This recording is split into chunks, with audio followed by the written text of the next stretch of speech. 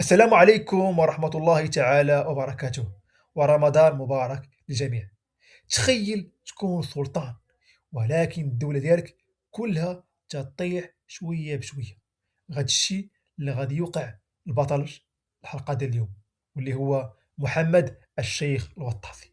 غادي نمشيو للقرن 16 الميلادي. المغرب كان عايش واحد من أصعب الفترات في التاريخ ديالو. علاش؟ البرتغاليين كانوا محتلين مدن الساحلية، والبلاد كانت فيها صراعات سياسية كبيرة. وسط هاد الفوضى غادي يبان واحد السلطان جديد فاس، واللي هو محمد الشيخ الوطاسي. كان الهدف ديالو واضح: ينقذ الدولة الوطاسية ويرجع الاستقلال المغرب.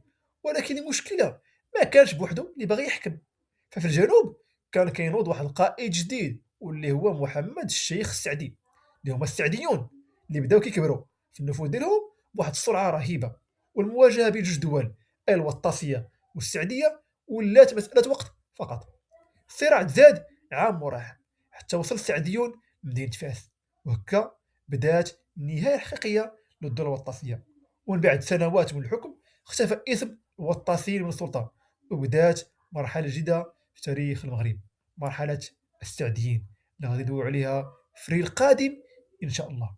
إلا وصلت لهنا دير لايك، خلي تعليق، وتابع الصفحة باش يوصلك كل جديد إن شاء الله. والسلام عليكم ورحمة الله.